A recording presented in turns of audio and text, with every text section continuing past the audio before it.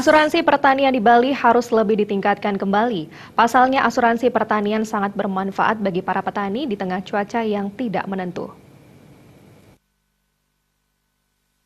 Ketua Wanita Tani Indonesia Provinsi Bali, Tuti Kusumawardani mengatakan, sangat perlu adanya sosialisasi mengenai asuransi pertanian yang diberikan kepada para petani di Bali. Jika para petani mengasuransikan produk pertaniannya, sangat bermanfaat di tengah anomali cuaca seperti sekarang. Saat ini Bali memiliki 80.000 hektar lahan sawah, namun yang telah terasuransikan hanya 21.000 hektar lahan padi. Tentu hal ini masih minim, mengingat jumlah lahan yang ada. Ke depan di tengah permasalahan dan tantangan yang ada, maka asuransi harus lebih ditingkatkan.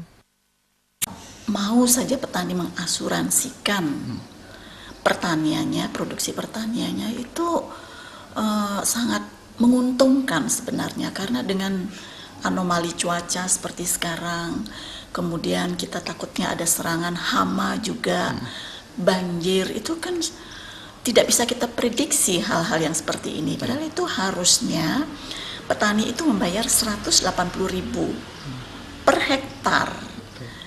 Cuman sekarang sudah disubsidi oleh pemerintah sebanyak 144.000, sehingga petani cuma bayar 36.000. Jadi memang ini perlu disosialisasikan bahwa petani itu manfaatnya banyak kalau mau mengasuransikan daripada produksi pertanian. Itu sudah disubsidi sekitar 80% oleh pemerintah.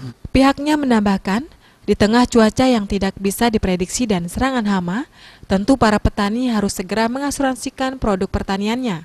Apabila tidak, hasil dari produk pertanian akan rugi nantinya. Andika, Bali TV.